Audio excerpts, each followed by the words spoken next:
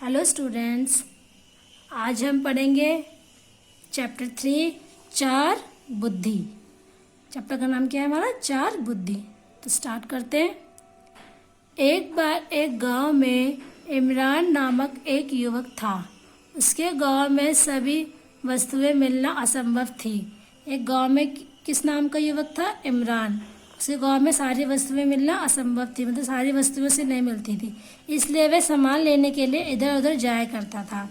एक दिन इमरान सामान लेने के लिए शहर पहुंचा। एक दिन वह सामान लेने के लिए शहर गया। शहर में वह एक दुकान देखकर दंग रह गया। उसने देखा कि दुकान पर सफ़ेद चादर बिछी है। एक और दुकानदार बैठा है। इमरान ने दुकानदार से पूछा, तुम क्या बेचते हो? दुकानदार बोला, मैं बुद्धि बेचता हूँ। उसने एक दुकान देखी, उसमें सफ़ेद चादर बिछी हुई थी, तो वो उसे देखकर दंग रह गया। और वहाँ पे एक दुकानदार भी बैठा था, तो उसने पूछा कि तुम क्या बेच रहे हो? तो उसने बोला, मैं बुद्धि बेचता हूँ। इमरान फिर बोला, मगर तुम्हारी चादर तो खाली है, इस पर तो कुछ भी नहीं है। दुकानदार बोला, यह बुद्धि की दुकान है, बुद्धि सामने नहीं रखी जाती। इमरान ने कहा, तुम बुद्धि कैसे बेचते हो? मैं 10 रुपये की 4 बुद्धि देता हूँ। उसने बोला कि मैं 10 रुपये की 4 बुद्धि देता हूँ। 10 रुपये नगद दो और 4 बुद्धि नगद लो। इमरान ने यह सुना तो वह चौंक कर रह गया, मतलब उसे शौक हो गया। जब उसकी जेब में 10 रुपये थे, उसने तुरंत 10 रुपये दुकानदार को दिए और कहने लगा, अब मुझे 4 बुद्धि दे दो। उसने निकाले जेब से 10 रुपये और उसको दे दिए और कहा, मुझे 4 बुद्धि दे दो।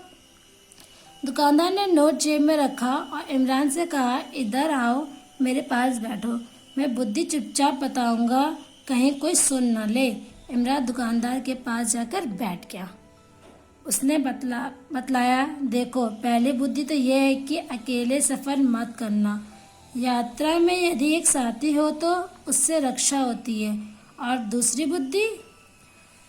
बुद्धि यह है कि रास्ते में जो भी वस्तु पड़े मिले उसे उठा लेना चाहिए। उससे सदैव लाभ होता है, हानि कभी नहीं। और तीसरी बुद्धि यह है कि स्त्री को कभी बात नहीं बतानी चाहिए। मतलब कोई भी अगर कोई इम्पोर्टेंट बात है वो आपको किसी स्त्री को नहीं बतानी है, उससे सदैव हानि होती है। और चौथी बुद्धि क्या है? चौथी बुद्धि यह है कि पड़ोसी को कभी अपना भेद नहीं बताना, चाहे इससे भी सदैव हानि होती है। उसने बोला, पड़ोसियों को भी कोई भेद नहीं बताना, इससे भी आपको हानि होगी। और किसी स्त्री को भी कोई भेद नहीं बताना, उससे भी सदैव हानि होती है। और पहली बुद्धि क्या थी? कभी अकेले यात्रा नहीं करनी है। और दूसरी बुद्धि ये थी कि कभी जो भी रास्ते में पड़ा मिले उसे उठा लेना चाहिए, वो हमेशा लाभकारी होगा, मतलब आपके काम आएगा। इमरान ने चारों बुद्धियाँ समझ ली और अपने घर की ओर चल दिया। दूसरे दिन इमरान मजदूर की तलाश में घर से निकला। रास्ते में एक केकड़ा गलियारे में रेंग रहा था। उसने उसे उठाकर अपने पगड़ी में रख लिया। एक केकड़ा रेंग रहा था तो उसने उसे उठाया और अपने पगड़ी में उसे रख लिया। थोड़ी दूर चलने पर उस राह में एक शव पड़ा मिला। इमरान ने सोचा कि इस लाश को नदी में प्रवाहित कर दिया जाए तो पुण्य होगा। इमरान ने लाश को अपने कंधों पर उठाया और नदी के तट पर ले गया।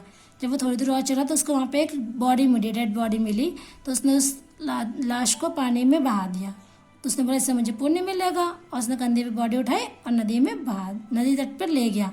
नदी के किनारे लाश को लाकर इमरान सोचने लगा कि नदी में बहने से पहले लाश को नहला देना चाहिए। उसने बोला कि नदी में बहाऊं, उससे पहले मैं इसको नहला देता हूँ।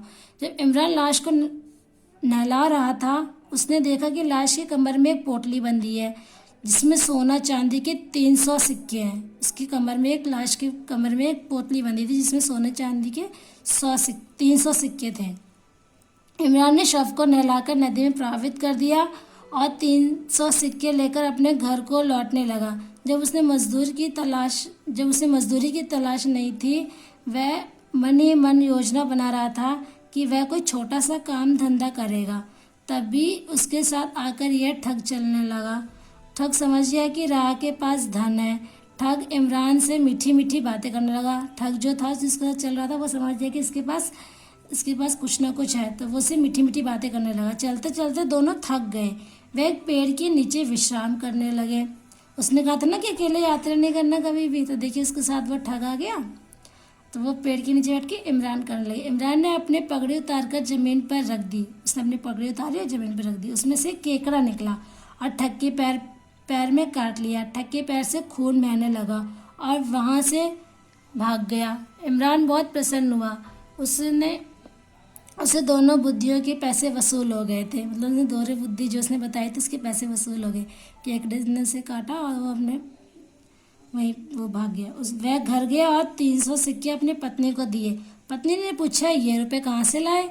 इस पर इमरान हंसा और बोला, मैंने आँख का दूध अपनी आँखों में लगाया, मेरी आँखों में नई रोशनी आ गई। इस नई रोशनी से मुझे ज़मीन में पड़ा यह धन दिखाई दिया। उसने बोला कि मैंने अपनी आँख में आँख का दूध लगाया जिससे मुझे रोशनी आ गई और ज़मीन में पड़ा हुआ मुझे ये धन मिला। मैंने इसे उठा लिया। यह बात किसी से कहना मत, मैं इन रुपये से रोज़गार करूँगा। उसने बोला, ये बात तुम किसी से कहना मत, मैं इसे रोज़गार करूँगा। दूसरे दिन इमरान की पत्नी अपने पड़ोसन के पास गई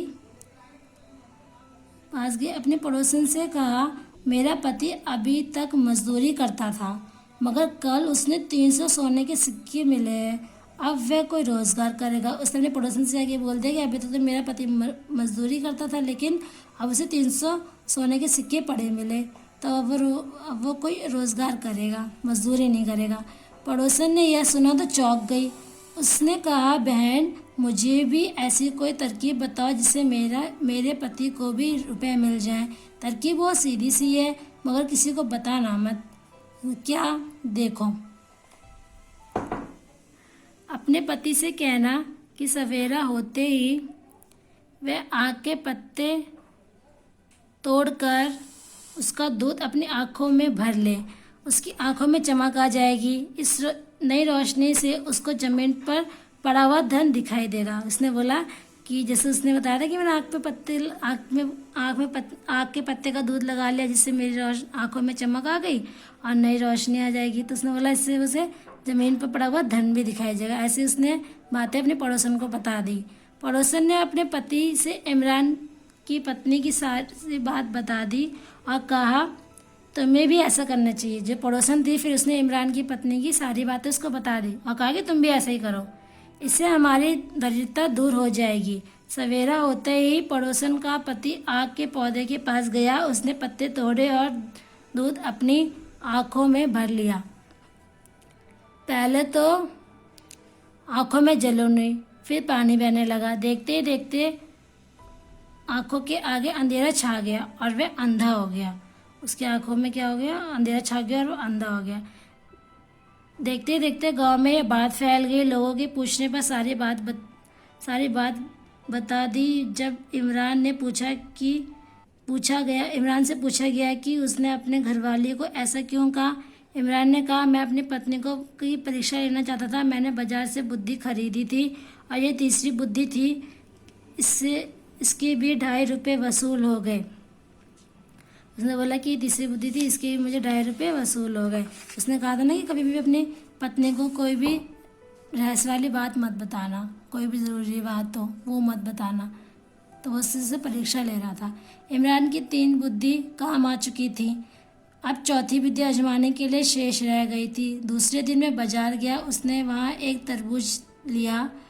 उसको बीच से काट कर 2 टुकड़े कर दिए। बीच से काटा और 2 टुकड़े कर दिए उसके। उसे एक कपड़े में बांधा। घर लाकर उसे पोटली को एक खूंटी से बांध दिया। किसी कार्य का बहाना करके इमरान अपने दूसरे पड़ोसी को अपने घर ले आया।